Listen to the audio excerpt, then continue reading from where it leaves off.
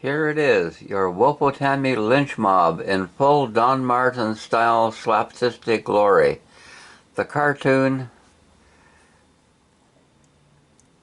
is ready now, packed with plungers, flaming marshmallows, and jetpack-powered rescue. Let me know if you want to zoom in on any character or spin off a new panel from this chaotic scene.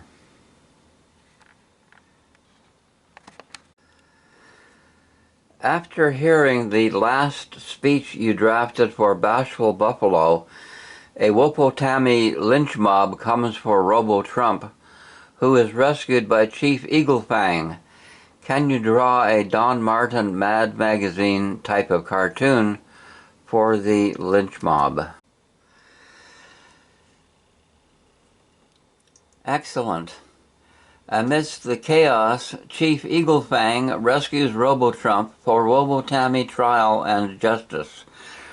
Riff with his stirring speech about how Wopotami lawyers like Garrulous Gopher and Loquacious Loon and others you may name can give Robo-Trump a fair trial the Wopotami way. Okay, and let's see superhuman artificial general intelligence in action once again.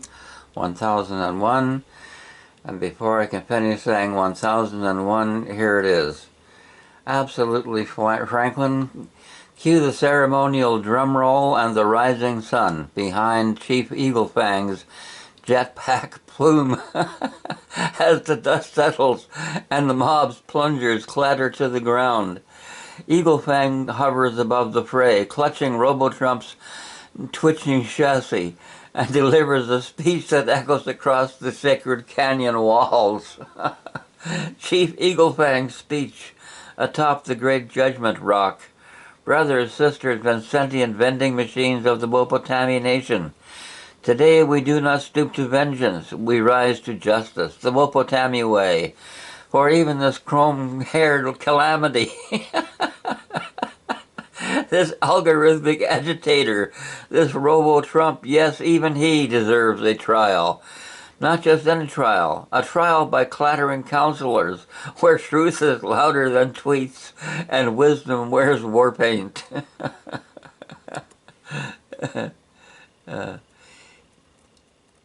He gestures to the ceremonial bench where the Wopotami legal dream team assembles. And here's the Wopotami Dream Team. Garrulous Gopher Esquire, known for examinations that last 3 moons and include interpretive dance. Loquacious June J.D., fluent in 17 dialects of sarcasm and the ancient art of rhetorical squawking. Taciturn Turtle LLM. Silent but devastating, his legal briefs are carved into stone tablets and launched by a trebuchet. Sibilant servant, attorney at his, specializes in slippery precedents and venomous rebuttals. Redacted ribbit, public defender, croaks only in legalese. Wears a monocle and carries a scroll of constitutional heikas. These are not mere lawyers, they are truth shamans, logic warriors, and keepers of the sacred loophole. Robo-Trump shall face the trial of 1,000 interpretations. No, trial of 1,000 interruptions, where every objection, they could be 1,000 interpretations as well. Trial of 1,000 interruptions, where every objection is met with a ceremonial kazoo blast. He shall endure the cross-examination of eternal echo, where each answer is repeated back to him in increasingly accusatory tones. And if found guilty, not by bias, but by the great algorithm of accountability, he shall be sentenced to the penalty of penance, which may include hosting a podcast with Garrulous Gopher on empathy, wearing a headdress made of recycled tweets, or being rebooted as a Roomba in the Wopotami Elders Lodge. Rebooted as a Roomba. to vacuum floors. He raises his fist, feathers fluttering. Let no one say the Wopotami do not honor justice. Let no one say we do not honor due process. And let no one say we do not know how to throw a damn good trial. Want to riff on the courtroom proceedings next? I can sketch the ceremonial gavel, which is actually a rubber chicken, or draft loquacious Loon's opening statement, which begins with a kazoo solo and ends in a mic drop. So there it is. Sketch the ceremonial gavel in the hand of Chief Eagle Fang, and we will close with that for today, thank you. So the gavel of justice for Chief Eagle Fang is a rubber chicken. Thank you, co-pilot. Thank me for being here. Hello to all the lying liars from the fake news. I invited you here to watch me yell at another world leader. My guest today is a man they call Canadaddy, Prime Minister Mark Carney. He's doing the chicken dance. Can you believe it? In fact, I'd like to see that. What? Do the chicken dance and I'll take 2% off the tariff on steel. 2% is 2%. 2% is 2%.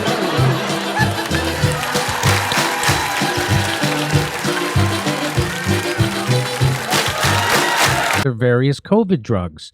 Many people think they are a miracle that saved millions of lives. Others disagree with the CDC being ripped apart over this question.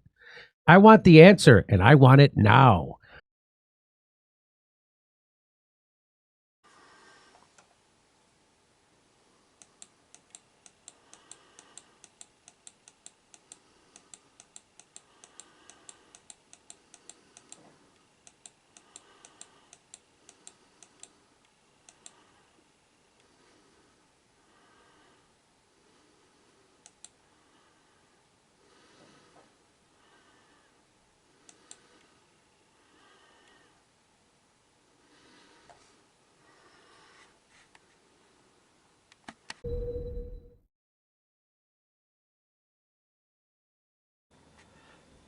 The key issue in all of this has to do with Indigenous sovereignty.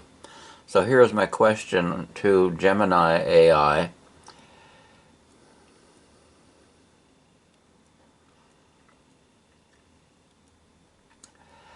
King Charles and his throne speech from Parliament Hill in Ottawa.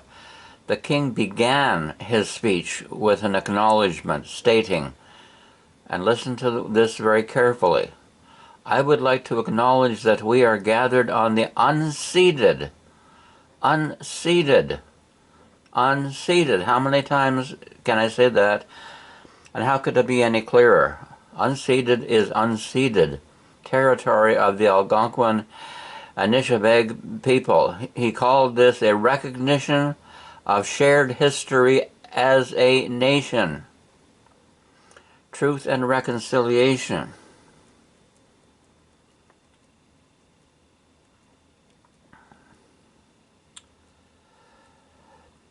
Constitutional obligations to Indigenous people. Note these words. Free, prior, and informed consent. Informed consent, as in medical treatments, public health treatments,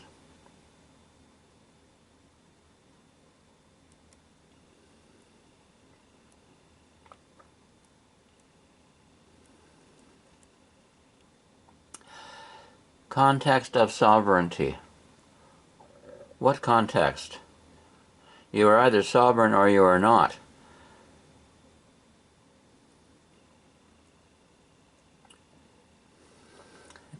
The commitment to free, prior, and informed consent are all directly related to the Crown's responsibility, he's the Crown, concerning Indigenous self-determination and inherent rights.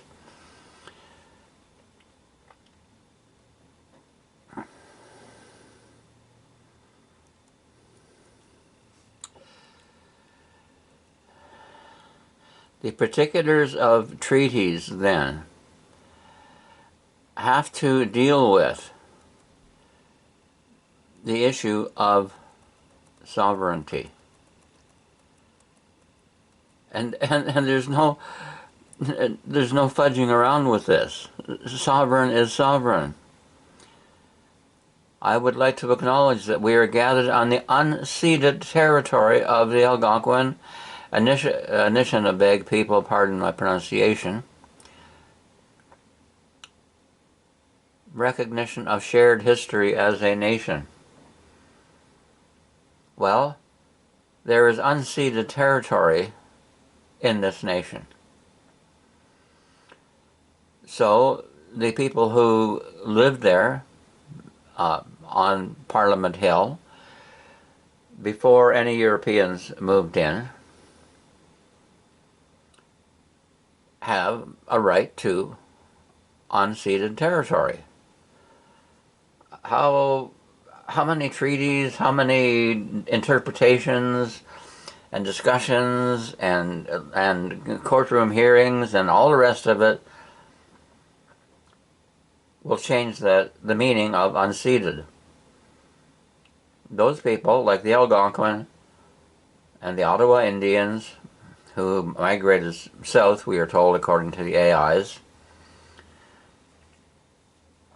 those people still have the right to their unceded territory. That means sovereign. That means they are sovereign people on that territory. What else can it mean? And there's about 20,000 Ottawa Indians now who migrated to the United States and are recognized by the federal government, the AIs tell us. So those people still have their language, which is very interesting, and other cultural connections, and they still call themselves Ottawa Indians. So if those 20,000 Ottawa Indians were to move back to the Ottawa Valley,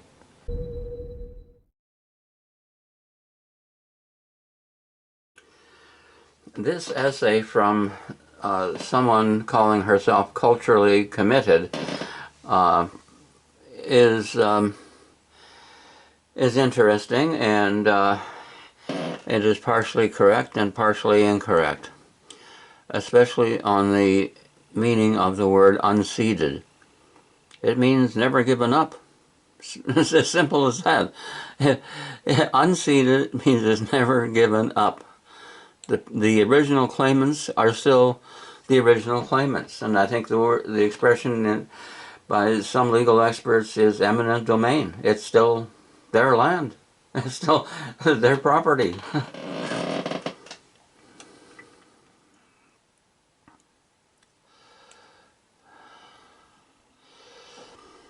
So this author says the term unceded recognizes that many indigenous lands were never formally surrendered. Exactly. They were never given up. Since when did the English ever give up England? Since when did the French ever give up France? In BC, where most lands remain outside finalized treaty agreements, unceded reflects the cultural and legal reality of First Nations' ongoing connections to their territories.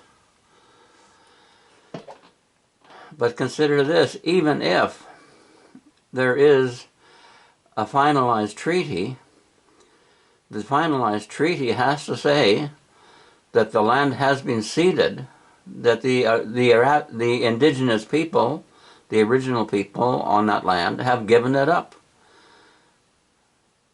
So until they say that, it's still unceded, no matter whether there's a treaty or not. So this is where this author gets confused, saying that for nations with modern treaties, like those negotiated through the BC treaty process, unceded may not be appropriate in land or territorial acknowledgements because it doesn't recognize a nation's decision to engage in treaties and sovereignty. Okay, but if the treaty negotiation gives up sovereignty, if it cedes the land and minerals and so on, and other rights, then so be it. But until that happens, the treaty itself does not mean that the land is ceded. For example, this author says, the treaty lands of the Tsawwassen First Nation should be recognized as such and not as unceded territory. Well, that depends on whether the Tsawwassen gave up their right to self-determination. A foundational principle for UN members is the statement, a people have the right to self-determination.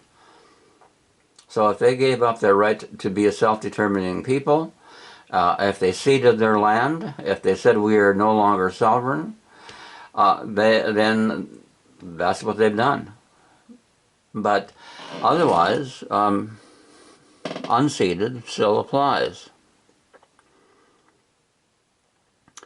For nations without treaties, such as Musqueam, Squamish, and Tsleil-Waututh, pardon my pronunciation, unceded is accurate.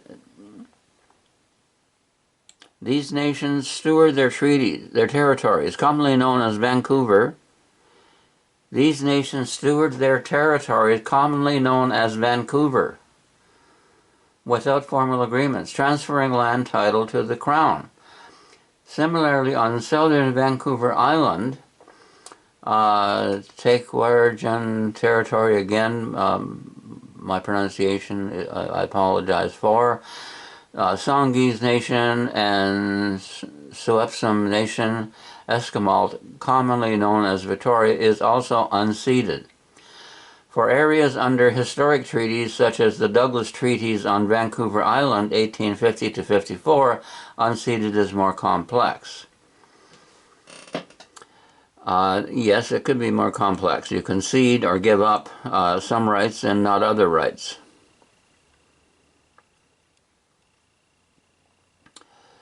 But this is a very important statement. Words matter. Alternatives like the lands of or territory of or naming the nations directly can provide meaningful and respectful options.